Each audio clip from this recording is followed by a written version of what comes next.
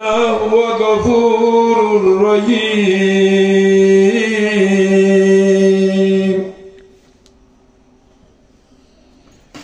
أعوذ بالله من الشيطان الرجيم.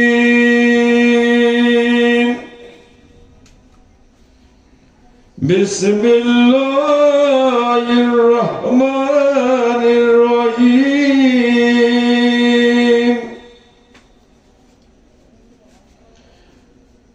أن أولياء الله لا خوف عليهم ولا هم يحزنون.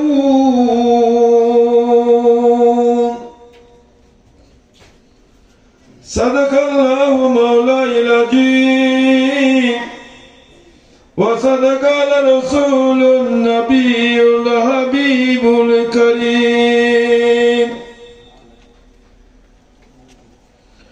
إن الله وملائكته يصلون على النبي يا أيها الذين آمنوا صلوا عليه وسلموا تسليما.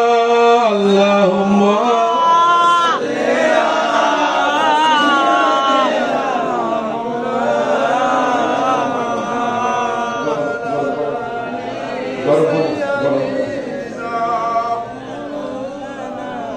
محبت شهيد اللهم صل على سيدنا مولانا محمد وعلى آل سيدنا مولانا محمد. عرشر नीचे सजदे पड़े कांदन नबी जारे जार. দয়াল আল্লাহ মাফ করে দাও উম্মত আমার গুনাহগার. আল্লাহুম্মা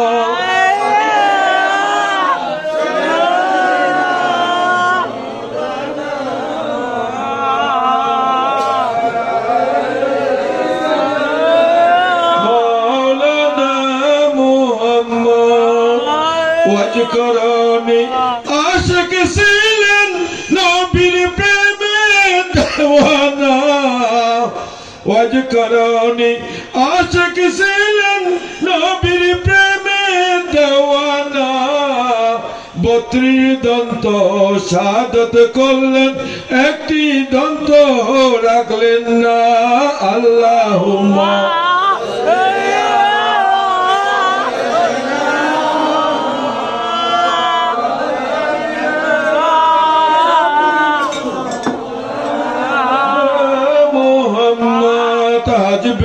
ربي جل الله في قلبي غير الله نور محمد صلى الله لا إله إلا الله. حجبي ربي جل الله في قلبي غير الله نور محمد صلى الله لا إله إلا الله. حجبي ربي جل الله في قلبي غير الله محمد صلى الله لا إله إلا الله لا إله إلا الله لا إله إلا الله لا إله إلا الله لا إله إلا الله لا إله إلا الله لا إله إلا الله لا إله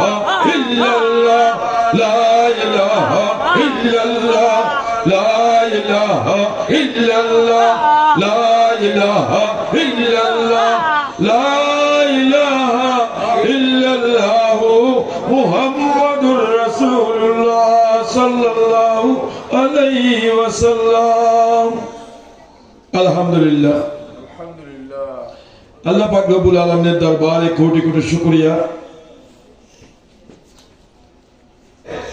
আল্লাহ কাকে কিভাবে ওলি বানাবেন, কাকে কিভাবে নিয়ামত দিবেন, একমাত্র ফয়সালা কার? আল্লাহ। আল্লাহ একজন লোক দেখলেন জীবনে কোনো কাজ করেনি, কোনো ভালো কাজ করেনি, কিন্তু উনি রসুলকে ভালোবেসেছেন, আল্লাহ প্যারা হাবিবকে ভালোবেসেছেন, আল্লাহ রসুলকে মহব্বত করেছেন।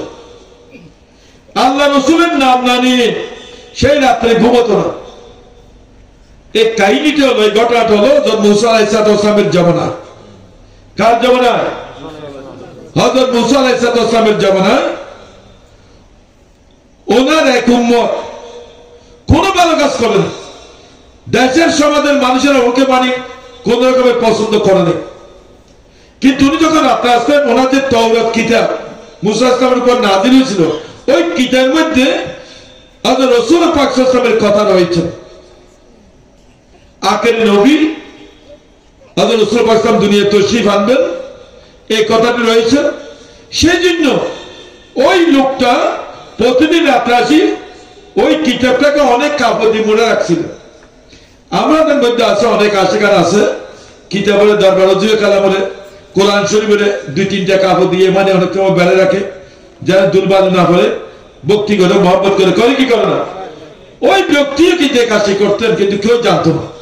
এটা তো ওনার ঘরের ভিতরের কাজ। ওই কাপড় দিয়ে বাঁধে রাখতেন, রাত্রে আসি ঘুমানো আগে ওইটা খুলি, ওই যেখানে দেখা আছে খুলি দেখছে না রাসূল পাকের নাম রয়েছে, ঠিক সেখানে আঙ্গুল হাঁটাইয়ে এইভাবে আঙ্গুল হাঁটাইয়ে এইভাবে সুমা খেত। সবাই বলে সুবহানাল্লাহ। এইভাবে ওনার জীবন, এইভাবে ওনার জীবন গেছে। উনি ইন্তেকাল করলেন, কেউ তো জানে না উনি এই কাজ করেন। ওনাকে করছে কি এলাকার লোকা নিয়ে ডাস্টবিনে ফেলে দিয়েছে, যেখানে মারা ফেলে। আমাদের এখানে মারা ফেলেনি, মানুষ মারা গেলে কি তাকে যত হারাপ করে তাকে ময়লার ডিপোতে ফেলে? কিন্তু ওই যুগে ওই লোকেরা ওনাকে ডাস্টবিনে ময়লার মধ্যে নিয়ে ফেলে দিছে। দাফন করবে না, ওনার জানাজা দেবে না। এইটার পরিপ্রেক্ষিতে হযরত মুসা আলাইহিস সালাম আল্লাহর সাথে কথা বলতে গেলেন কৈতুরের পাহাড়ে। কথা বলে চলে আসার সময় আল্লাহ বলছেন, মুসা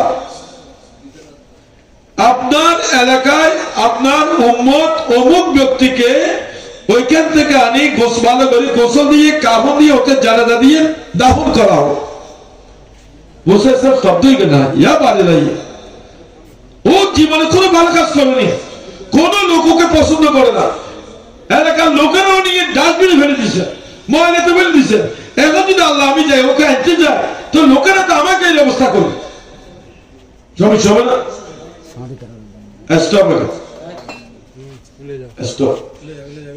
এখন আপনাদের কষ্ট হচ্ছে, চা খাইতে হবে, ফ্যাটের খোরাক খাবেন না লোর খোরাক খাবেন? কোনটা? তাহলে একটু কষ্ট হলে একটু বসেন, আমি শেষ করে দেবো, কথাটা শেষ করি। খাতে বিভিন্ন মাসালা আছে, এগুলো বুঝতে হবে আমাদের। তখন বলে যে বাড়ি ভাই ও এমন কি কাজ করছে, আমার নির্দেশ আল্লাহ বলতেছে। তখন বলে এমন কি কাজ করেছেন যার দ্বারা তাকে তোমার নিয়ামত দিচ্ছে, রাখতে দিয়েছে। উনি আমার প্যারা হাবিব হযরত রাসূল পাক সাল্লাল্লাহু আলাইহি ওয়াসাল্লাম দুনিয়াতে তশরীফ আনবেন, সেই কথাটি আপনার তাওরাত কিতাবের মধ্যে লিপিবদ্ধ রয়েছে। তখন মুসা বললেন, হ্যাঁ ইয়া বারিলা ইয়া আসুকে, ওই আমার বান্দা আপনার উম্মত প্রতিদিন রাত্রে ওই কিতাবটি খুলে ওই জায়গায় আঙ্গুল হাঁটাইয়ে মুখে চুমা দিয়ে চোখে চুমা দিতেন, চোখ মুছতেন। আমার রসুলকে, আমার পেয়ারা হাবিবকে এত ভালোবাসতেন যে পেয়ারা হাবিবের জন্য, যে রসুলের জন্য আমি সমস্ত কিছু কুল কায়দা সৃষ্টি করেছি। আল্লাহ বলছেন, আমি যদি রসুলকে সৃষ্টি না করলে আর কোনো কিছু আমি সৃষ্টি করতাম না। সেই রসুলের সাথে, রসুলের নামে বরকতে উনি এমন স্তরে গেছেন, উনি জান্নাতে গেছেন, ওনাকে নিয়ে দাফন করো। সবাই বলে সুবহানাল্লাহ। তাহলে দেখেন রসুলকে ভালোবাসার কারণে। আর আমরা আপনারা যারা করি, কোরআনের মধ্যে বলছে বিসমিল্লাহ, কুল ইন কুনতুম তুহিব্বুনাল্লাহ ফাত্তাবিউনি ইউহিব্বুকুমুল্লাহ ওয়া ইয়াগফির লাকুম যুনুবাকুম আল্লাহু গফুরুর রহিম।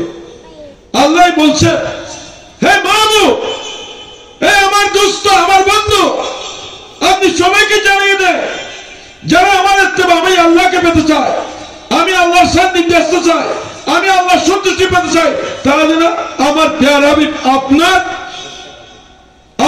নির্দেশ মতো, আপনাকে অনুসরণ করে, আপনার নির্দেশ মতো চলে, আপনাকে ভালোবাসে। যেই বান্দা, যেই বন্দিনী, যেই পুরুষ, যেই মহিলা আপনি আল্লাহ রাসূলকে ভালোবাসবে, সেই বান্দা বন্দিনীকে আমি আল্লাহ ভালোবাসবো। আমি যখন বলবো তার জীবনে গুনাহ মাফ করে দেবো। সবাই বলে সুবহানাল্লাহ। সব করে কি করবে? মাফ করে দেবো। তখন আমি ওই বান্দাকে যখন আমি ভালোবাসবো, সেই বান্দার কুদরতে যে হাত আছে, যে হাতে ধরে, সেটা আমার কুদরতে হাত হয়ে যায়। কে বলছেন? আল্লাহ বলছেন। ওই বান্দা নফল ইবাদত বندگی করতে করতে এমন একটা পর্যায়ে গিয়েছেন, তাকে আমি ভালোবেসেছি, তখন তার যে চোখ দিয়ে দেখে সেটা আমার কুদরতি চোখ হয়ে যায়, তার যে জবানে কথা বলে সেটা আমার কুদরতি জবান হয়ে যায়, সে যে পা দিয়ে কদম দিয়ে চলে সেটা আমার কুদরতি কদম হয়ে যায়। সবাই বলে সুবহানাল্লাহ। আল্লাহু আকবার। ইয়া রাসূলুল্লাহ, ইয়া রাসূলুল্লাহ, মারহাবা মারহাবা। দেখেন কি আল্লাহর কুদরত। যেখানে আল্লাহ যে বান্দাকে ভালোবাসে, মহব্বত করে, আল্লাহ বলছে সেই বান্দার হাত আমার কুদরত, আল্লাহর কুদরতি হাত হয়, সেই বান্দার চোখ আল্লাহর কুদরতি চোখ হয়, সেই বান্দার জবান আল্লাহর কুদরতি জবান হয়, সেই বান্দার যে পা চলে সেটা আল্লাহর কুদরতি পা হয়। তাহলে ওই বান্দা চলাফেরা, কথাবার্তা, খাওয়া দাওয়া, ধরা সবকিছু আল্লাহর ইচ্ছে হয় কিনা? আল্লাহর ইচ্ছে কিনা? এই জন্য ওলিয়া কেরামদের খাস কর্ম কার ইচ্ছে হয়? তাহলে সেই অলির দরবারে গেলে আল্লাহকে পাওয়া যাবে কি যাবে না? তাই তো আল্লাহ বলছেন, কি বলছেন? हर के कहा अमनशिनी बाखुदा गुनशीनत दर जुड़े औलिया हर के कहा अमनशिनी बाखुदा गुनशीनत दर जुड़े औलिया। আপনারা যদি আল্লাহর সামনে বসতে চান, ওলি আল্লাহর হুজুরে গিয়ে বসো, ওলির সামনে গিয়ে বসো। কে বলছেন? Hazrat Maulana Jalaluddin Rumi. সবাই বলে সুবহানাল্লাহ। কোথায় বলছেন? ওনার মসনবী শরীফের মধ্যে। একটু গরম দাও।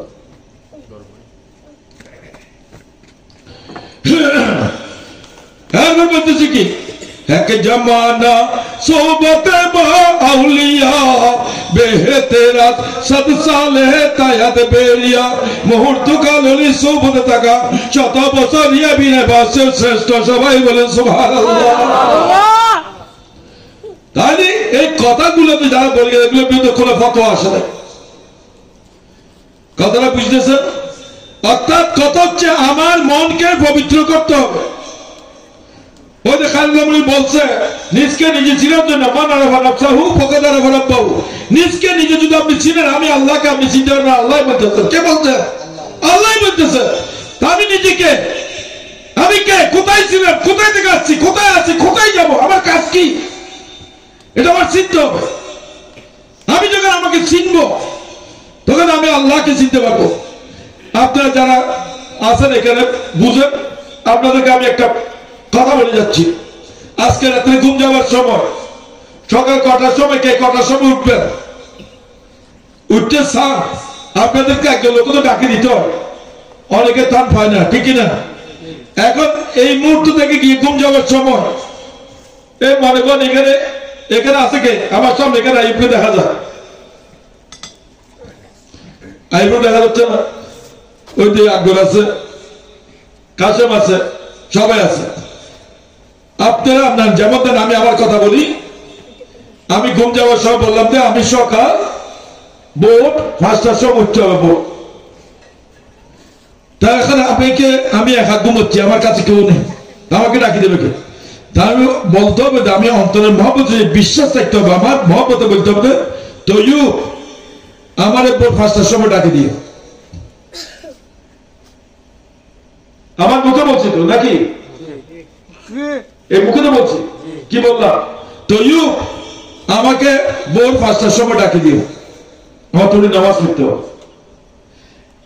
এইটা আপনারা আপনাদের নাম ধরে ডাকি এই কথাটা বলি, ঘুমান, দেখবেন ওই টাইম হওয়ার সাথে সাথে আপনাকে জাগ্রত করে দেবে। সবাই বলে সুবহানাল্লাহ। তাহলে তৈয়বকে, তৈয়ব ডাকলো কে? হ্যাঁ, আমি তো বললাম তৈয়ব আমাকে ডাকে দিও, আমি কে? তৈয়বকে। বুঝতে পারছেন? তাহলে তৈয়বকে আমি কে, এটা বুঝতে হবে। এটা যদি বুঝতে পারেন, বুঝার জন্য এটা পরীক্ষা করে দেখবেন। সকাল 5টার সময় আপনার উঠার দরকার, অথবা রাত্রে 3টার সময় উঠে দেখান। আপনি 2টার সময় ঘুমেছেন, 3টার সময় উঠে দরকার। অন্তরে মহব্বত সেই বিশ্বাস রেখে বলেন, ওই দেখো ইসিকে বাবা আছে, ও খালেক আব্দুল গফুর নামে কেউ না, নাম একটা আছে, আল্লাহ রহমত আছে, সব আছে। তো বলবেন গফুর, আব্দুল গফুর আমাকে সকাল 4টার সময় ডাকিয়ে দেবেন, আমি তাহাজ্জুদ নামাজ পড়ব।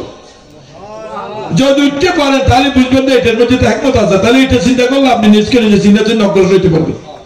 বুঝতে পারছেন না? বুঝেন না? আল্লাহ আমরা প্রত্যেক হিসেবে আমল করেছি, তৌফিক দান করুন। আমিন। অনুরূপ ভাবে ওলিয়ে কামদের হাত মোবারক, কারাত মোবারক। তাহলে আল্লাহ বলছে বিসমিল্লাহির রহমানির রহিম। যুদ্ধের ময়দানে যখন রাসূল পাক সাল্লাল্লাহু আলাইহি ওয়াসাল্লাম শত্রুদের দিকে এক মুষ্টি কঙ্কর মারছিলেন, 1000 সৈন্য ছিল প্রতিপক্ষের বিপক্ষে, 2000 চক্ষু ছিল। 2000 চক্ষুর মধ্যে পড়া এক মুষ্টি কঙ্কর, এটা কি পড়বে? এটাতে বাধা খজনের চোখে পড়বে, কিন্তু এটা আল্লাহর কুদরতি।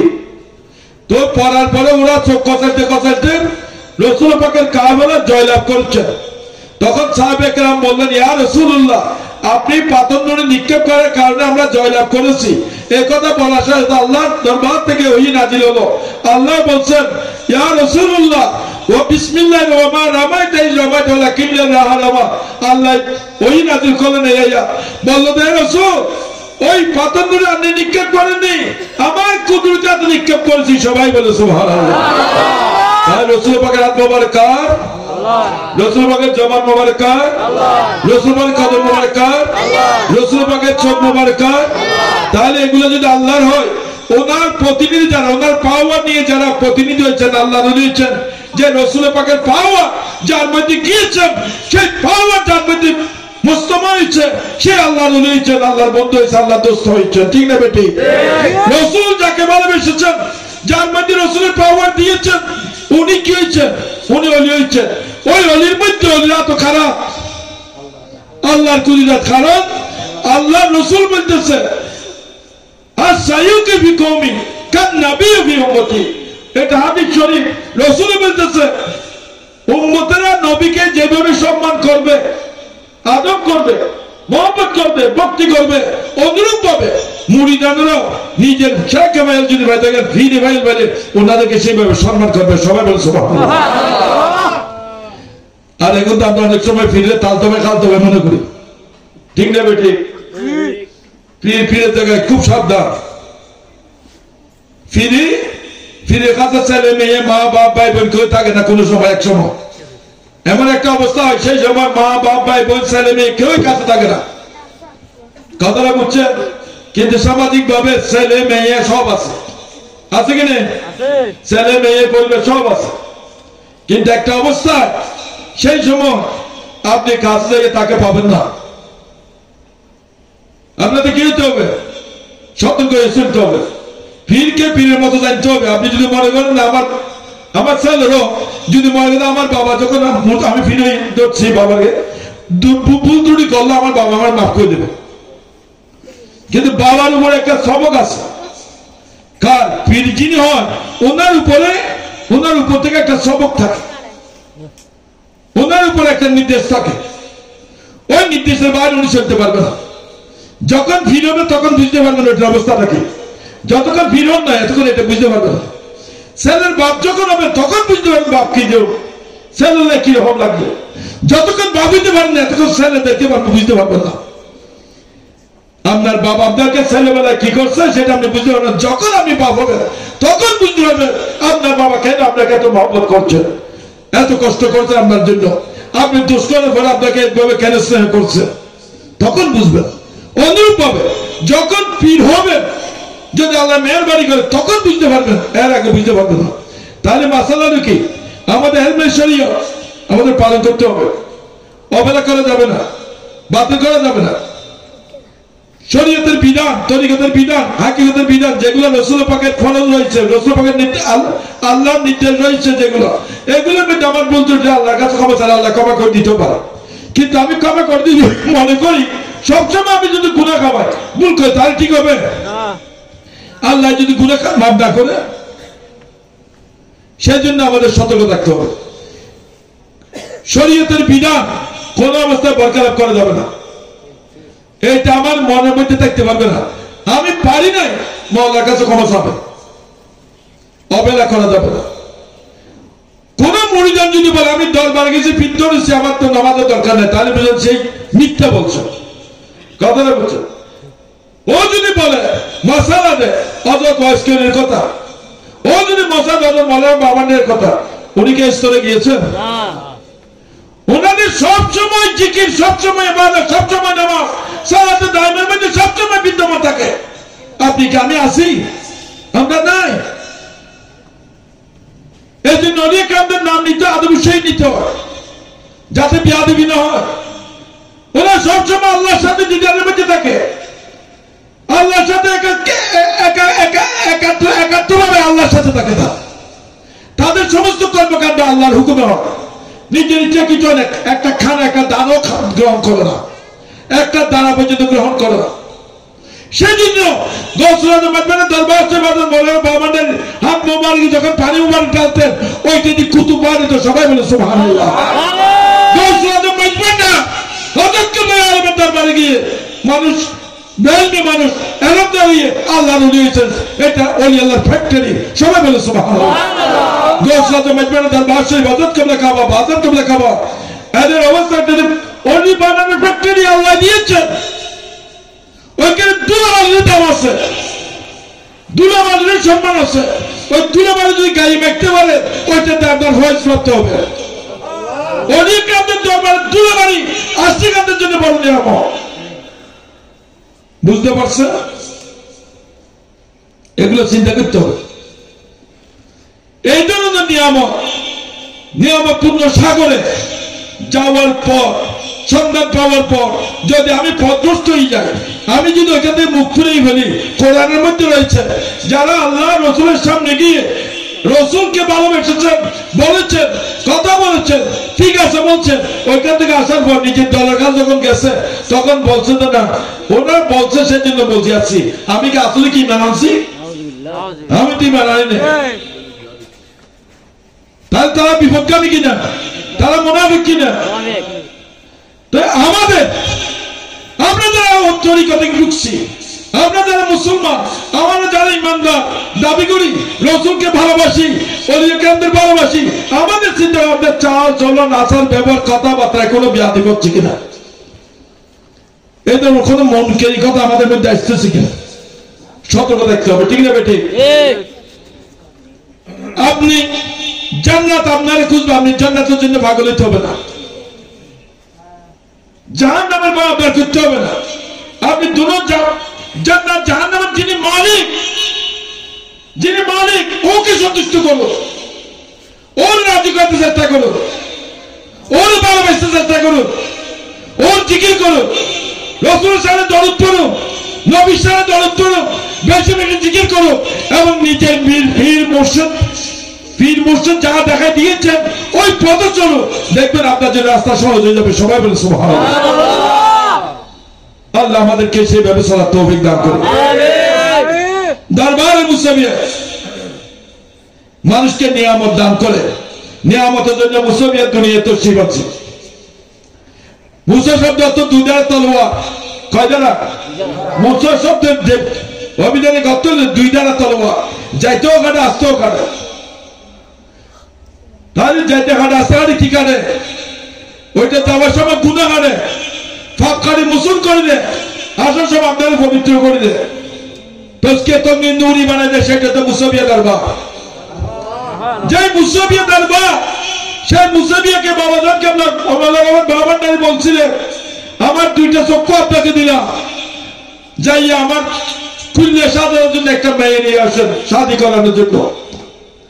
তাহলে বাবান্ডারি মনে হয় বাবান্ডারি দুইটা চক্ষু মার্গের ক্ষমতা, আধ্যাত্মিক ক্ষমতা কাকে দিয়েছেন? হযরত মুসাবিয়া বাবাকে। সেইটা হচ্ছে মুসাবিয়া বাবা। যেই মুসাবিয়া বাবা 52 বছর বয়সে সাধনার জীবনে সাধনা করতে করতে করতে করতে এমন পর্যায়ে চলে গেছেন, দুনিয়াবি বিয়ে শাদী সংসার এগুলো খেয়াল ছিল না, সাধনার মধ্যে ছিল আল্লাহকে সন্তুষ্টির জন্য। সন্তুষ্টি করার পর আল্লাহর যখন নির্দেশ হয়েছে 52 বছর বয়সে ওসি গোসল দেলসন মাইজভান্ডারি অর্থাৎ গোসল মাইজভান্ডারি আলাদা পাক অর্থাৎ মৌলানা মোহাম্মদী কেবলা আলাদা পাক, ওনার দুই মহান শক্তি আলাদা পাক শাহজাদি সৈয়দ কমরুন্নেসা সাহিবানীকে শাদী করলেন। ওনার বয়স মাত্র 17 বছর। কার হুকুমে? আল্লাহর হুকুমে। তাহলে মুসাবিয়া বাবা যাকে শাদী করছেন 52 বছর বয়সে, যাকে শাদী করছেন ওনার বয়স কত? 17 বছর। ওনার গৌসল মাইজভান্ডারি অর্থাৎ কেবলা কেবল নাতির ঘরের প্রতি পুত্র বংশীয়, আর মৌলানা বাবান্ডারি মায়ের ঘরের নাতি। তাহলে দুটো মহাশক্তির আওলাদ কিনা, ব্লাড কিনা? তাহলে শহীদের বংশ, শহীদের রক্ত আছে কিনা? রাসূল পাকের রক্ত আছে কিনা? কত শহীদ বংশ। সেই শহীদ বংশে, সেই শহীদ বংশের আওলাদ হলো মাজান মুসাবিয়া বাবাদের বিবি জান। মুসাবিয়া বাবা জান নের ঘরে 2 আওলাদ জন্ম হয়েছে। কয় আওলাদ? 2 আওলাদ। তাহলে যারা জন্ম হয়েছে দুনিয়া তশরিফ আনছে, বড় শাহজাদি ছোট শাহজাদি, তাদের মধ্যে রাসূলের ব্লাড আছে কি নেই? আছে। বাবান্ডারির ব্লাড আছে কি নেই? আছে। গৌসল মাইজভান্ডারির ব্লাড আছে কি নেই? আছে। এবং তারা সাইনসাদ জলম মাইজভান্ডারির বাকি নেই, তাদের মধ্যে ব্লাড আছে কি নেই? আছে। তাহলে তারা শহীদ বংশ। আবার মুসাবিয়া বাবা আমরা বাবা জানে আবু বকর সিদ্দিকের বংশধর। হযরত আবু বকর সিদ্দিক রাদিয়াল্লাহু রাসূল পাকের জানাত বাহক সাহাবায়ে কেরামদের মধ্যে ইশকের মজিদা সর্বশ্রেষ্ঠ সাহাবায়ে কেরাম হযরত সিদ্দিক আকবর মুকররম। সবাই বলে সুবহানাল্লাহ। সে হযরত সিদ্দিক আকবর মুকররমের আওলাদ হচ্ছে, বংশধারা আওলাদ হলো হযরত মাওলানা শাহ মুসা আহমদুল সিদ্দিকী মুসাবিয়া বাবাজান। তাহলে মুসাবিয়া বাবাজান আর মা জানের সংস্রবে যে আওলাদ হয়েছে তাদের মধ্যে হযরত আবু বকর সিদ্দিকের রক্ত আছে, ব্লাড হয়েছে শহীদ হযরত রাসূল পাকের ব্লাড আছে কি নেই? আছে। সেটা হচ্ছে দরবারে মুসাবিয়া। এটা দরবারে মুসাবিয়া। এই যে আজকে আপনারা দেখছেন ড্যাঙ্গের পা ইপিজেড কুরিয়ান ইপিজেড দেখতেছেন, ওইদিকে দেখি বঙ্গবন্ধু চ্যানেল, এরপর দেখতেছেন ওইখানে কি সিপাই ওই সার ফ্যাক্টরি। মুসাবিয়া বাবাজান এখানে সফল যখন আসছিল, এখান থেকে যাওয়ার পরে কালাম করলেন ওয়া ড্যাঙ্গের ভা, স্বর্ণের ভা, অনেক দামি ভা, অনেক ইরামত জোহরাতের ভা, এই ড্যাঙ্গের ভা। তখন আমিও ছোটবেলা যখন এখানে আসলাম কবির আহমদ বাড়িতে, ওই গুয়াপঞ্চ এখান থেকে এদিকে আমরা যাওয়ার সময় ওইদিকে 14 নম্বর 15 নম্বরে যাওয়ার সময় ওই ড্যাঙ্গের পা থেকে আমি কিছু মারি নিয়ে গেছিলাম। বাবাজান বলছে স্বর্ণ দেশের জন্য নিয়ে রাখছে, স্মৃতির জন্য, ড্যাঙ্গের পাহাড়ের স্মৃতির জন্য। বাবাজান বলছিল এই মাটি তো স্বর্ণের পাহাড়। আজকে দেখেন সেই মাটি সারা বিশ্বের নজর রয়েছে এই ড্যাঙ্গের পাহাড়ের মধ্যে। লক্ষ লক্ষ মানুষ এখন সার্ভিস করে, চাকরি করে, কি করে না? কোটি কোটি টাকার ব্যবসা চলে কি চলে না? চলে কি চলে না? তাহলে ড্যাঙ্গের পাহাড়। আর মুসলিম দরবারে যে কাগজপত্র লেখার পর যেগুলো বাতিল হতো সেগুলো বস্তা বলে রাখে দিতে। ওই কাগজগুলো আপনার গোবদিয়ার জরিফ খান বলে একজন লোক ছিল, কিনা জরিফ খান, ও দরবার গেলে আসার সময় বস্তা ভরে তাকে দিয়ে দিতে। বলতো তুমি 15 নম্বরে যাওয়ার সময় উঠি নৌকা থেকে উঠি ওগুলো পিছন দিকে ফেলে দিয়ে, সাগরের মোহনা ফেলে দিয়ে তুমি সামনে চলে যাও, পিছন দিকে ফিরবে না। এবার বহুদিন বলছে। যখন আমি শুনলাম সি ফেলে হচ্ছে, তখন আমি দেখতে গেছিলাম, অনেক বছর আগের কথাগুলো আমি দেখতে গেছিলাম। কেন? আমার মুসলিম কাগজের টুকরো ফেলে ফেলে আজকে সাগরের মোহনা বান দিয়ে কি হয়েছে, সাবেক হয়েছে, কাজের জন্য প্রতিষ্ঠান হয়েছে, ঠিক না বেটি? এরপর আমার যখন বঙ্গবন্ধু ঠান্ডা হলো, এর কয়েকদিন পরে আমার একটা মাহফিল ছিল, ওই মাহফিল আসার সময় আমি ঠান্ডা দিয়ে আসছি। দেখার জন্য। আমার মুসলমানের কুদরতি বিষয়, মুসলমানের হিকমত, ওনার রাজস্ব বুঝার জন্য আসলাম। এদিকে দেখলাম ঠান্ডা হয়েছে। তাহলে এগুলো কার অবদান? ওলিয়া কেরামদের অবদান, বাবাজানের অবদান, আল্লাহর ইচ্ছা। এগুলো হচ্ছে আল্লাহ যা ইচ্ছা করে তা ওলিয়া কেরাম কিছু বাস্তবায়ন করে দিয়ে যায়, কিছু দেখা যায় বয়স বুঝার জন্য। ঠিক না বেঠিক? এই যে আকবররা যখন আমার দরবারে বাইরে হয়েছে, আপনারা যারা গেছে এই ফটিয়ে করছে বর্ণনা আছে, এলাকার আছে, তাদেরকে আমি সবসময় বলেছি আপনার জায়গা জমি বিক্রি করবেন না, পারলে কিছু জায়গা জমি কিনে রাখেন। এমন একটা সময় আপনাদের জায়গা ঢাকার উত্তরে যেরকম দাম, আপনাদের এলাকার জায়গার দামও সেরকম হবে। হয়েছে কিনা? হচ্ছে কিনা? হ্যাঁ, জায়গা দাম কিনে পেতে জায়গাও পাবেন না। হ্যাঁ, যদি মুসাবিয়া দরবার মেগা করো, হ্যাঁ যদি মুসাবিয়া দরবার, ঠিক না বেটি? এগুলো আমাদের সেই ব্যবস্থা করতে হবে। কিন্তু সাবধান, কোন অবস্থায় দরবারের নিয়ম আর বরখেলাপ করা যাবে না, হুকুম অমান্য করা যাবে না। পীর দর্শন, পীরের হুকুম মানবে, ওইটার মধ্যে নিয়ামত থাকবে। আজকে এখানে ওয়াইজ নেই, আমি এতগুলো কথা বলে কিছু কথা বাকি বলতেছি। ওয়াইজ না হলে তো আপনার এত কথা বলে দোকান, আপনি যে এই কাজটা করেছেন ওইটা করেছেন, ধর এটা লোকে মেলা দিয়ে ফেলে দেন, ফেলাইতে বলছে ফেলে দিবেন। আপনি বলবেন আমার বলতে পারবেন এটারে ফেলে দিতে, বাবা যখন বাকি যাবে, এটা আপনার দায়িত্ব। আপনার বলছে ফেলে দেন, আমি ফেলে দেবার কাজ এরকম চলতে পারি। সেই যদি আসল নড়ি না, সেই যদি আসলে আসে যে পীর রকম অক্ষর অক্ষরে পালন করে, আর যে পীরকে বলে দেন না বাবা যান, আমি বললাম আপনি দরবার আছে, বলে দেবো আমার কাজ আছে, আর তোর কাজ এটা 5 দিনও হবে না, এক সপ্তাহে ওর কাজ আনা হয়নি। ওইটা বাবা যান আপনি না যে ভুল করছি, আমার কাজটা হলো না, তো এখন কেন বলো তোমার বোঝানোর সময় আসলে তোমার এই কাজ হইতে, এই কাজ হইতে। এগুলো পীরের হুকুম মানতে হয়। ওইটার মধ্যে আল্লাহ নিয়ামত থাকে। আমাদের পীরের সাথে কার সাথে সম্পর্ক?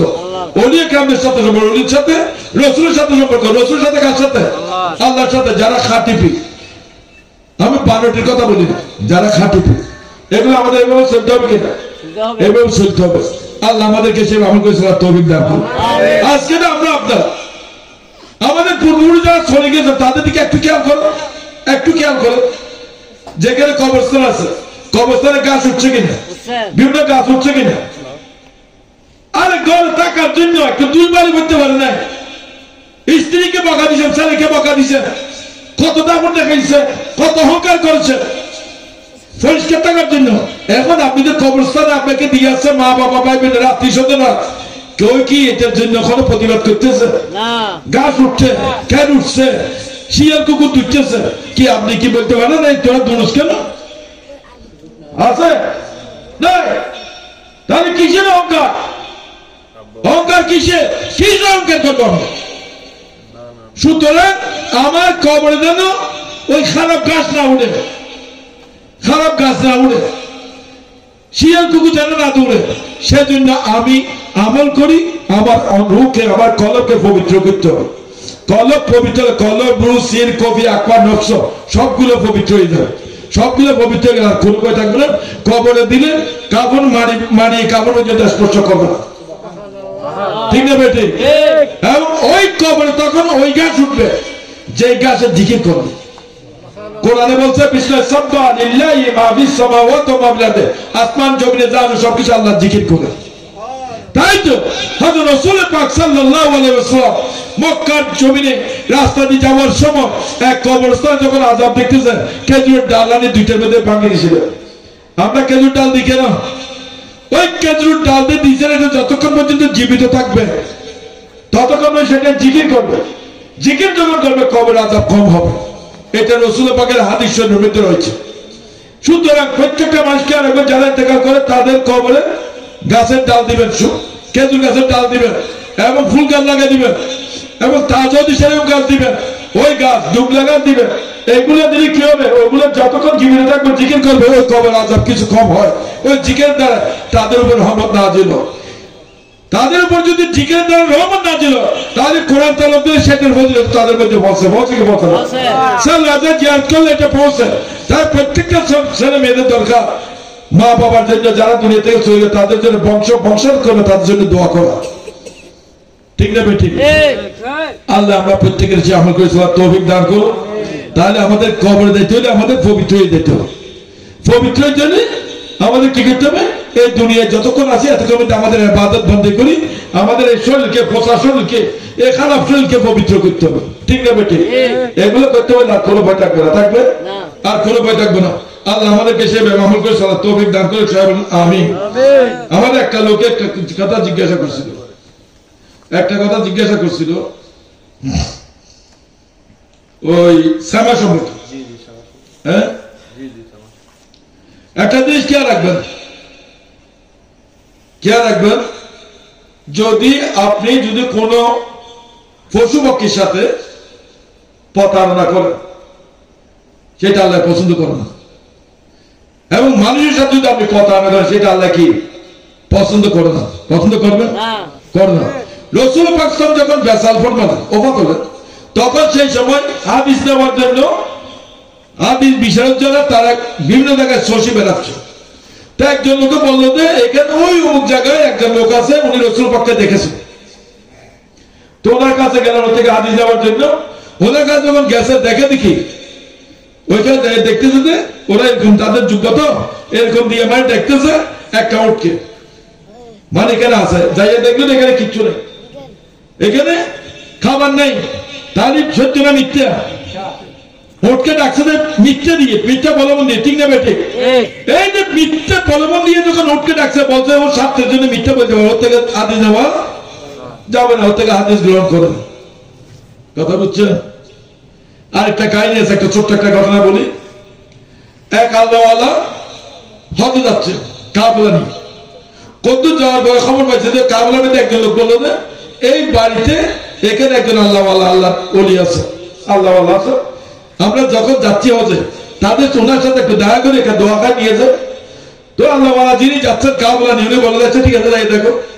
গেলেন, যাওয়ার পরে দেখলেন যে উনি করলো কি, ওই আছেন আপনার আমাদের ওই খাঁচার মতো আর কি ডালা আছে না, ওগুলো দেখতেছে, ডালার মধ্যে এমন করে দেখা যায়, মানে দেখানো যাবে মনে হচ্ছে এখানে গাছ টাছ আছে, ওটার খাদ্য আছে, এর জন্য ডাকে রেখে পিছনে যাচ্ছে, ওটকে নিয়ে আসতেছে। এবার এই লোক দূর থেকে দেখলো যে ওটুরে মিথ্যা প্রলোভন দিয়ে দেখতেছে। তাহলে ওটার সাথে কি করলো? প্রতারণা করছে। ওটার সাথে কি করছে? তখন ওই আল্লাহওয়ালা যিনি হজে যাচ্ছেন, উনি ওখান থেকে চলে যাচ্ছেন। আসার সময় বলো যে কি ব্যাপার, কাবের লোক ওনাকে দেখা করুন না, ওনারা দেখা করার দরকার নেই। উনি কি আল্লাহ নবী? উনি কি আল্লাহওয়ালা? উনি একজন পশুকে মিথ্যা প্রতারণা করতেছে, যিনি ওনাকে তো আল্লাহ পছন্দ করবে না, তাই তুমি আল্লাহ নিতে পারবে না। বুঝতে পারছেন? তাহলে এখন আমরা আপনার সমাজে প্রতারণা করি, আমাদেরকে আল্লাহ পছন্দ করবে? খুব সাবধান, প্রতারণা করিও না, এগুলো থেকে সাবধান থাকবে, আমাদের সাবধান থাকতে হবে। মা বোনেরা সংযত হয়ে চলবে। প্রত্যেকটা পরিবারের মধ্যে স্বামী, স্ত্রী, ছেলে, মেয়ে, নানা, নানি, দাদা, দাদি, নাতি যারা আছে, একে অপরকে ভালোবাসবে, একে অপরকে ভালো কথা বলবে। প্রত্যেকটা ঘরে যারা কোরআন তেলাওয়াত হবে চেষ্টা করবে, প্রত্যেকটা ঘরে যাতে কোরআন শরীফ তেলাওয়াত হয়, সেজন্য প্রত্যেকটা ছেলে মেয়েকে কোরআন শিক্ষা দিবেন। বাংলা ইংরেজি পড়ার মানা নেই, কিন্তু কোরআন তেলাওয়াত করবে। মুসলিম বাবাজান বলে গেছেন, যে ঘরে 4টা সন্তান, কমপক্ষে একটা সন্তানকে দিনের শিক্ষায় শিক্ষিত করো, যার মেধা বেশি তাকে দিতে বলছে। মাদ্রাসা থেকে লেখাপড়া শেষ করে আসলে তার যদি সম্পত্তি কম, অন্য কাছে বিজ্ঞান আছে আমার জন্য বলতে, তাকে কিছু সম্পত্তি বাড়িয়ে দাও। সেই জন্য যেটা দেখে, যেটা বুঝাচ্ছে সেটা যেন বলতে পারে সমাজে, তাহলে সমাজ প্রতিষ্ঠিত হবে, ঠিক না বেটি? এবং আরো বলছে বাবাজা, আপনার সমাজকে যদি আপনার বেকার মুক্ত করতে চান, তাহলে কলকারখানা প্রোডাকশনের এরকম কলকারখানা ইন্ডাস্ট্রি করতে হবে, যে কোনো কিছু করতে হবে, কর্মসংস্থান বাড়াইতে হবে। তাই কে বলছেন? মুসাইবুল্লাহ বলে গেছে চট্টগ্রাম বিমানবন্দর আন্তর্জাতিক বিমানবন্দর হবে। চট্টগ্রাম বিশ্বের টনের মধ্যে 4 টনের মধ্যে একটা টন হবে চট্টগ্রাম টন। কে রাখবেন? ভবিষ্যতে হয়ে যাবে, এখন হচ্ছে ভবিষ্যতে হয়ে যাবে, যাক অধিকার যাচ্ছে না, এটা পেয়ে গেছে অনেক। এখন কয়টা বাজে? 1 ঘন্টা হয়ে গেছে, বলতে পারি 1 ঘন্টা গেলে জানি আপনাদের কষ্ট হচ্ছে। তো যাই হোক, ওই একজনে বললো শ্যামা সম্পর্কে দরবারে মুসলিমে আমরা যে মাহফিল করি, এই ওয়াজ নসিহত, এগুলো আমাদের কি রুহের পোড়া, আমাদের দিলটা নরম।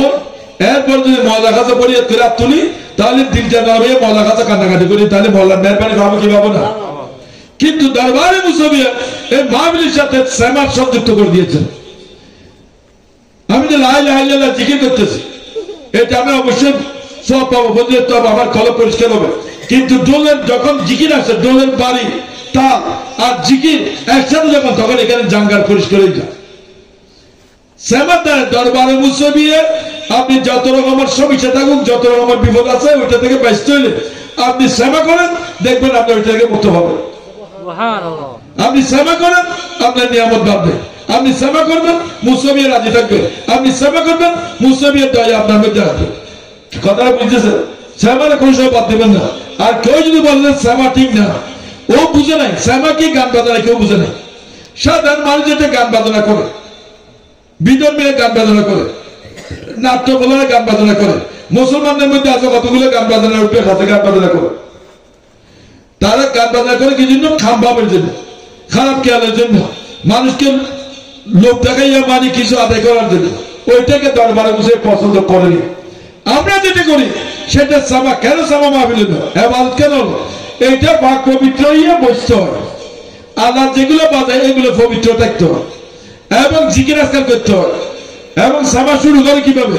হাজবি রব্বি জাল্লাল্লাহ মাফি খালবি গায়রুল্লাহ নূর মুহাম্মদ সাল্লাল্লাহ লা ইলাহা ইল্লাল্লাহ লা ইলাহা ইল্লাল্লাহ। এটা করি আমাদের সামা শুরু হয়। আর মনে ডোল তালে তালে বাজে, ওইটার সাথে মানুষের কলের মধ্যে হরকত আসে, অন্তরের মধ্যে জিকির আসে, হৃদয়ের মধ্যে জিকির আসে। এই জিকিরের দ্বারা কলব পরিশুদ্ধ হয়। তখন সেই সময় বিভোর এই মানুষ আল্লাহর সাথে মিলন হয়ে যায়। অর্থাৎ কিভাবে মসজিদের আজকে সে ফানা হয়ে সে বেহুশ হয়ে যায়, ওই বেহুশের মাধ্যমে রসুলের মহব্বত তার মধ্যে অন্তর পয়দা, সেই রসুলের মহব্বত অন্তর পয়দা দিলে আল্লাহর মহব্বত পয়দা, আল্লাহর মহব্বত দিলে তখন ওই বন্দা কামিয়াব হইতে পারে। সেই জন্য আল্লাহর সাথে সংযুক্ত হয়ে যায়। এটাই সেবার মূল বিষয়। আল্লাহর সাথে সংযুক্ত হওয়ার জন্য, আল্লাহ থেকে নিয়ামত পাওয়ার জন্য সেবা মানে গান বাজনা না, সেবারে দেওয়া ইবাদত। এবং এই ইবাদত সেবা কোথায় করছেন? আপনি রসুল পাকের ঘরে করছেন। কেউ যদি বলতেন দরবারে মুসাফির আদাব হোসেনকে দেখে আমাদের সেবার নিয়ম কানুন দেখার পরে যদি কেউ বলতেন সেবা চাষ নয়, এরকম বলার কোনো ক্ষমতা কারণে সে ক্ষমতা। কথাটা বুঝছেন? আর যদি সেই হাদিস না পড়ে থাকে, একটা লোক কি সব হাদিস পড়ছে? সব কিতাব পড়ছে? সে পড়ে না, না পড়ে তো সেই হাদিস সম্বন্ধে জানে না, সেবা সম্পর্কে জানে না। বলে তো সেবা চাইছ না। আরে বেড়া, তুই জামা সময় জান, তুই একটা পড়ছ না, না বলে জানবি করতে জানবে? জানবে নি তো না জানি তুমি যে ফতোয়া দিচ্ছ। আর যে বেড়া জানে হে বেড়া যখন বুঝবি না তুমি ফতোয়া দিচ্ছ না যায়, তখন বুঝবি না তোমার তাইলেন না, তুমি এই কিতাব পড়ো নি। তুমি ইবাদত করো, নামাজ পড়ো, রোজা রাখো, হজ করো, যাকাত দাও, যত কিছু করো না কেন, তুমি তো এখানে তোমার এই আলম নাই। যদি থাকতো তাহলে তুমি এটা জানতে চাইতে, যখন শ্যামা শুনছো এটা জানতে চাইতে, জানি কি করতে? শ্যামা কি করতে? নিজেও পালন করতে। ঠিক না বেটে?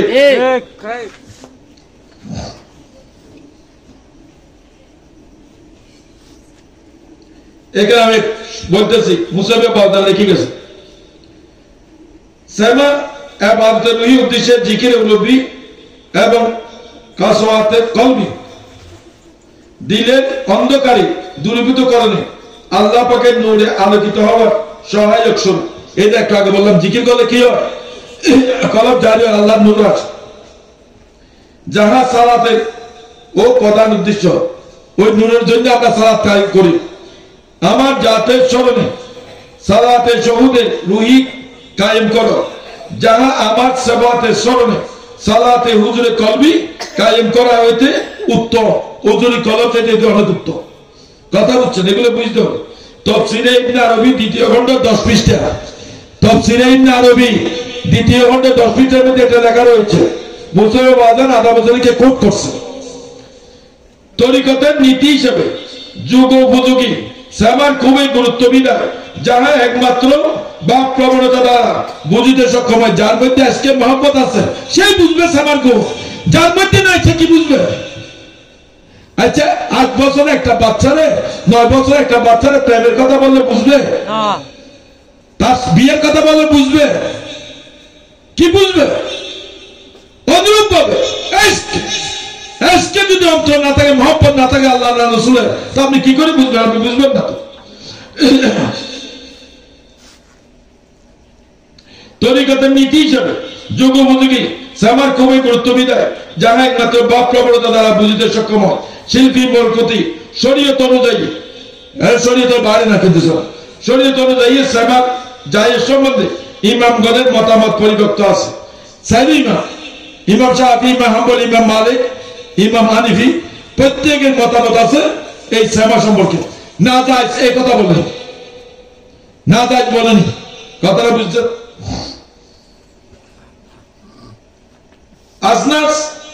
আজনাস নামক ফেকার কিতাবে আছে ওরসের সময় ঢোল বাজান অসিদ্ধ বা না জায়েজ নয়, এটি কিতাবের নাম বলছে। হুজুর আকরাম সাল্লাল্লাহু আলাইহি ওয়াসাল্লামের জামানায়ও দেখা যায় তিনি নিজেও বাজনার পক্ষে ইজাজত প্রদান করিতেন এবং নিজে শুনিতেন। কার কথা বলছে?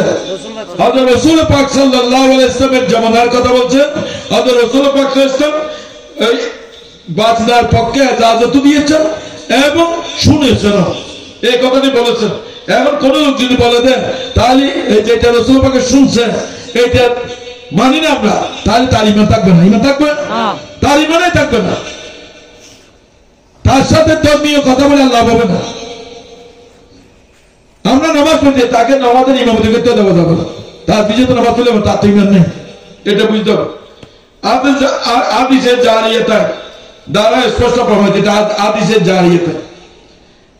আর বলি আয়েশা রাদিয়াল্লাহু বর্ণনা করে একদা মিনা ও বা কোরবানির দিন আবু বকর রাদিয়াল্লাহু আনহু নিকট আসেন, খান নিকট, হযরত রাসূল পাকের নিকট। তখন তাহার নিকট দুইজন মেয়ে লোক গান করিতেছিল এবং বাজনা বাজাইতেছিল। কয়জন? পুরুষ না মহিলা? আর আমরা তো পুরুষরা করি, আর ওখানে কে করছে? মহিলারা করছে। আনসারদের যুদ্ধ সংক্রান্ত বিষয় গান করছে, আনসারদের যুদ্ধ করছে, যুদ্ধের যে বিষয় ঘটনা ছিল ওইগুলো বর্ণনা করছে। গান গাইতে গিয়ে কি করছে? গানের মধ্যে ওগুলো ছিল। আপনি যখন রাসূলের শান গায়, আল্লাহর শান গায়, হরদমে জপিব আমি লা ইলাহা ইল্লাল্লাহ, কলবিনে বাজে সদা লা ইলাহা ইল্লাল্লাহ, হরদমে জপিব আমি লা ইলাহা ইল্লাল্লাহ, কলবিনে বাজে সদা লা ইলাহা ইল্লাল্লাহ। এটা তো বলছি ব্রহ্মদার হুজুর বাবা বলছে, হুজুর ঠিক বলছে। এখন আর মনে টান দিলে বলবো না এটা না যাচ্ছি বেদাত, বুঝে না। যখন আর মনের টানের সাথে ডোলের তালের সাথে আমার এখানে যখন জিজ্ঞেস করেন আরো জজবা ঠিক আছে, সেটা এটা প্রেমের দ্বারা এসকের দ্বারা আমি যেটা বুঝছি সেটা তো তুমি বুঝো না। তুমি কি বুঝবে? এটা আঞ্জির পথ খুব সুন্দর, কিন্তু সব পাকে আঞ্জির পথ খায় না। এগুলো দীর্ঘ। আনসারের যুদ্ধ সংক্রান্ত বিষয় গান করতেছিলেন।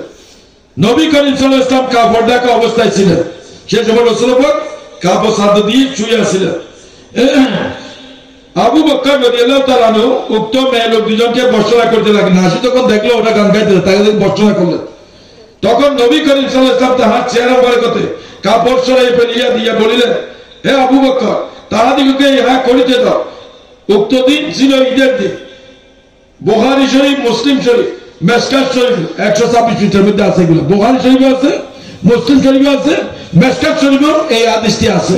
তাহলে রাসূল পাক সাল্লাল্লাহু আলাইহি ওয়াসাল্লাম আবু বকর রাদিয়াল্লাহু আবু বকর সিদ্দিক রাদিয়াল্লাহু মানা করছে, তাকে বারণ করছে। তো বারণ করা মানে গান করতে বলছে তো মহিলাদের, ঠিক না? এটাই তো বলছে। এগুলো বুঝতে হবে। এগুলো বুখারী শরীফের বাধ্যক। যদি কেউ বলতে বুখারী শরীফ আমি মানি না, তাহলে তার ঈমান নেই। কারণ রাসূল হাদিস না মানলে তার ঈমান নাই। আছে? হযরত আয়েশা সিদ্দিকা রাদিয়াল্লাহু আনহা বর্ণিত আছে আরেকটা হাদিস। তিনি বলেন, একদা হযরত আবু বকর সিদ্দিক আমার নিকট আসিলেন। এমত অবস্থায় আনসারী দুইজন মেয়ে লোক আনসারের যুদ্ধে বর্ণনা সহকারে গান বাজনা করতেছে ছিল। তবে তাহার ব্যবসায়ী গায়িকা নয়, তারা কিন্তু ব্যবসায়ী গায়িকা নয়। ওই ব্যবসায়ী গান গান এগুলো না। আমি তো একটু আগে বললাম যারা ব্যবসায়ী কামবামের জন্য, লোভের জন্য, এটা না। ইহা দেখি হযরত আবু বকর সিদ্দিক বললেন, হযরত রাসূল পাক সাল্লাল্লাহু আলাইহি ওয়াসাল্লামের ঘরে কি শয়তানে বাদ্য বাজনা বাজতেছে। উক্ত দিন ছিল ঈদের দিন।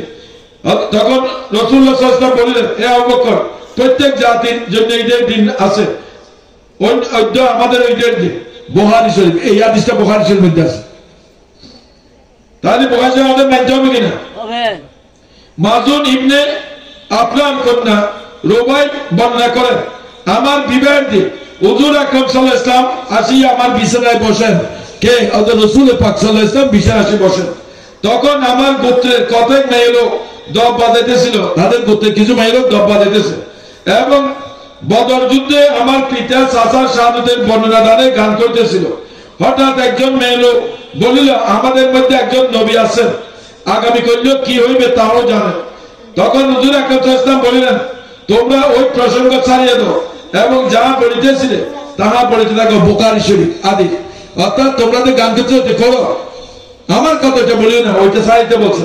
তাহলে এরকম আরো হাদিস আছে, এখানে এরপর আরো হাদিস আছে, সবার জন্য আমি আর বলতেছি না। এই যে রাসূল পাকের হাদিস শরীফ আছে, গান বাজনা সেমা কত কিনে আমরা তো বলছি খারাপ যেটা উদ্দেশ্যে গান বাজনা করে ওইটা আমরা জায়েজ দিই নাই, মুসাবিয়া জায়েজ দেয় না, ওইটা ইবাদত না। ইবাদত যেটা ওযু করা মানে যে আল্লাহর জিকির করে, রাসূলের জিকির দরুদ পড়ে, ওলিয়ে কেরামদের শান বলে, ওই যেটার দ্বারা কলব জারি হয়, কলব পবিত্র হয়, আমার পবিত্র কলবের দ্বারা তাসকিয়া তামলিন নূর লাভ করতে পারি, সেই সেবা জায়েজ আছে কি নেই? আছে। এই সেবার দ্বারা মানুষের বিপদ আপদ থেকে মুক্তি পায়। দরবারে বসে সেবা করলে বিপদ থেকে মুক্তি পায়। বাসখালী কদম রসুল খত্তের বাড়ি বলে, মৌলানা ইসামের বাড়ি। একবার গরম বিমার আসলো অনেক আগে, মানে একটা লোককে কবর দিতে নাই, আর দুইটা মরে গেছে, এগুলো দিতে তারপর মরে গেছে, এরকম গরম বিমার ছিল। তখন ও খাইতে খাইতে ছিলেন বলে একজন বাবাদের আশেক ছিলেন, দরবারে গিয়ে বললেন, বাবাদের বললো তোমরা সেবা করো, সেবার আবার যতটুকু যাবে তোমরা আবার যতটুকু যাবে অতটুকুর মধ্যে গরম বিমার চলে যাবে, কেন গরম বিমার আসবে না। কিন্তু আজকে আমার মনে হয় 70 বছর 60-70 বছর কম হবে না, ওই এলাকার কোনোদিন গরম বিমারের কথা আমি শুনিনি। সবাই বলে সুবহানাল্লাহ। 60 বছরের কম হবে না। আমার বয়স এখন 73 বছর 74 বছর, বুঝতেছেন? বাবাদের কালাম অনুরূপভাবে সেবা করলে সেবার দ্বারা নিয়ামত আসে, খারাপ জিনিস চলে যায়। আপনার বাড়িতে বিভিন্ন রকমের সমস্যা হচ্ছে, আপনি মাহফিল করেন, অনেক বিপদ থেকে রক্ষা পাবেন। আল্লাহ আমরা প্রত্যেকে সে আমল করে চলার তৌফিক দান করে সবাই বলুন আমিন। আমাদের সময় অনেক হয়ে গেছে। আগামী 21 তারিখ শুক্রবারে আবু সাহেবের এখানে মাহফিল হবে, আর এবং অনুষ্ঠানগুলোতে মাহফিল, আপনারা যাবেন এবং যারা আজকে এখানে আসতে পারে তারা ওখানে যাবেন, কথাবার্তা শুনবেন, আমল করবেন, এগুলো চলবেন। আর পিরিয়ড পর্যন্ত যত বেশি নেবেন তত সওয়াব। মোরাকাবা মুশাহিদা করবেন। রাত্রে ঘুম যাবার সময়, ঘুম থেকে উঠে অথবা ঘুম যাবার আগে গভীর রাতে কিছুক্ষণ যখন সবাই নীরব হয়ে যায়, চক্ষু বন্ধ করে মোরাকাবা করবেন, মোরাকাবা মুশাহিদা করবেন, তাহলে নিয়ামত পাবেন। পাবেন কি পাবেন না? তাহলে রহমত পাবেন কি পাবেন না? মোরাকাবা মুশাহিদা করবেন, পীরের বর্জক ধ্যান করবেন, ওজিফা কালাম ডিসি এগুলো পড়বেন, দেখবেন আপনার কলব পরিষ্কার হয়ে যাবে। আপনার একটা বিপদে পড়ছে, আপনি দরবারে ওজিফা গুলো পড়েন, ওইখানে এই তোমার গজু আছে, আস্তাগফিরুল্লাহ আছে, আস্তাগফিরুল্লাহ পড়েন, যত বেশি পড়বেন তত ফজিলত হবে। ওয়াল্লাহুল্লাজি লা ইলাহা ইল্লা হু আলিমুল গায়বি ওয়াশ শাহাদা ওয়া রহমান, এটা পড়েন, এটা দেখতেন পড়তে পড়তে দেখবেন আপনার মধ্যে কলবের মধ্যে জারি হয়ে যাবে, জিকির আসে যাবে। কথা বলছেন উনতাই রহমানিয়া রুয়ু দরবারে মুসাবিয়া রহমানিয়া ভান্ডারিয়া আল্লাহ হাদিয়ু, এটা সংক্ষিপ্ত সূরা। এটার মাধ্যমে হযরত রাসূল পাক সাল্লাল্লাহু আলাইহি ওয়াসাল্লাম থেকে মুসাবিয়া পর্যন্ত 38 জন যে ওলিয়ে কেরামের মাধ্যমে যে পীরের অবস্থা আছে, ওইটা এখানে রয়েছে সংক্ষিপ্ত সূরার মধ্যে। এটা বললে ওইটার ফজিলত পাওয়া যাবে। এরপরে কোরআন শরীফ আপনি পড়তে পারেন না, সূরা ইখলাস পড়েন, বিসমিল্লাহ আউযু বিল্লাহি বিসমিল্লাহ পড়েন, সূরা ইখলাস পড়েন, 3 বার যদি বলেন এক কথা কোরআন পড়লে যে সব, সেই সব আপনি কোরআন খতম হবে না কিন্তু সব পাবেন। তাহলে আপনি যদি ডেলি যদি 100 বার যদি কুল আল্লাহ শরীফ পড়েন, তাহলে কত কোরআনের সব পাবেন। নফলি ইবাদত করেন, হাঁটতে বসতে মনে মনে দরুদ শরীফ পড়েন, লা ইলাহা ইল্লাল্লাহ পড়েন, আপনি খাস করেন, দমে দমে জিকির করেন, তাহলে দেখবেন আপনার সব হবে কি হবে না? ভাইয়ের সাথে ভালো ব্যবহার করবেন, কারো জায়গা দখল করবেন না, কারো 1 ইঞ্চি জায়গা দখল করবেন না, কারো একটা টাকা অন্যায়ভাবে জুলুম করে গ্রহণ করবেন না। 1টি টাকা খেয়াল রাখবেন, এই টাকা জায়গা জমি যদি দখল করেন, কারো যদি মারেন, নষ্ট করেন, এইটার জন্য কাল ময়দানে আসলে আপনাকে সাথ দেবেন আল্লাহ। আল্লাহ বলছেন তোমরা যদি কারো মারি আসো তাহলে ক্ষমা চাই আসো, কারো টাকা মারি আসলে ক্ষমা চাই আসো, কারো সম্পত্তি মারলে ক্ষমা চাই আসো, না হলে তুমি যা ইবাদত করেছো ওইগুলো তাদেরকে আঁকড়াতে দিয়ে দেওয়া হবে, তুমি জাহান্নামে চলে যাবে। তাহলে জাহান্নামে যাইতে চায়? দরকার আছে এগুলো? এগুলো করবেন না। আমি অত্র এলাকায় মেঘের আওয়াজ যতটুকু যাচ্ছে, আমাদের আশেখান মরিদান বক্তব্য যারা যা দেখে রয়েছে, প্রত্যেকের কাছে আমার নির্দেশ হচ্ছে, আপনার দরবারের তরিকা মতো চলবেন, মুসাবিয়াত সিলসিলা মতো চলবেন, আদব আখলাক বজায় রেখে চলবেন এবং ওয়াজিবে কালাম তেলাওয়াত করবেন, আদবের সহিত চলবেন। আদবের বন্ধু হলেন আল্লাহ, আদবের দুষ্ট রাসূল, আদবের দুষ্ট ওলি, আদবের দুষ্ট হলে আপনি নিয়ম করতে হবে। আর বিয়াদিব বন্ধু হলে শয়তান, ইবলিস শয়তান। শয়তান থেকে দূর দেখতে হবে, ঠিক না বেটি? তাই খান্নাস থেকে দূর দেখতে হবে। প্রত্যেকের প্রতি আমার নির্দেশ, ওয়াজিবে কালাম পড়েন, পাক পবিত্র থাকে, ওযু শহীদ থাকে, দরবার নিয়মত চলেন, দেখবেন বল আপনাদেরকে মেহরবানি করবেন। কেউ যদি ভুল করে থাকেন সাথে সাথে তওবা করেন, কেউ অন্যায় করে থাকলে তওবা করেন, গুনাহ করলে তওবা করেন, ক্ষমা চান, মওলার কাছে যাইয়ে আজিজি মিনতি করি, নিজে ক্ষমা চাইয়ে শুদ্ধ হতে চেষ্টা করুন। আল্লাহ চাইলে মেহরবানি করতে পারি কি ভালো না? হ্যাঁ, আপনার ঘরে আপনারা পরিবার ভাসবে আছে, তিনটাই মুড়ি দিয়েছে এবং আবার একটাই বিড়িতে করতেছে দরবারে, তাহলে তার অবস্থা কি হবে? ঠিক হবে? এগুলো করেন, এগুলো ছেড়ে দাও, সকলকুড়ি ছেড়ে দাও। যারা সকলকুড়ি করো এগুলো বন্ধ করে, কারণ সকলকুড়ি দ্বারা মানুষ জাহান্নামে যায়। রাসূল পাক রাস্তা দিয়ে যাওয়ার সময় যে কবরে ইয়া দিছিল, ডাল দিছিল, একজন ছিল সকলকুর, আর একজন ছিল ফাইভ করে পবিত্র হতো না, অপবিত্র থাকতো।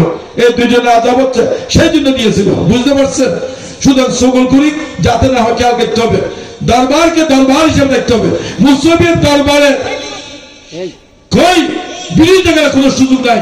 মুসলিমের দরবার, মুসলিমের বাজার কামেল ভাসছিলেন, মাধ্যমে লেখাপড়া করছেন, কামেল ভাসছিলেন, মাজমানের দরবার শরীফ কেন্দ্র করেছেন, গৌসুল আজম মাজমানের সাল মোবারক, মুসলিমের বাবাদেরকে নিয়ে গৌসুল আজম মাজমানের তিনটে সালের মধ্যে একটা সাল দিন গৌসুল আজম মাজমানের সাল মুসলিমের বাবাদানকে, সেই মুসলিমের বাবাদান হচ্ছে দরবারে মুসলিমিয়া।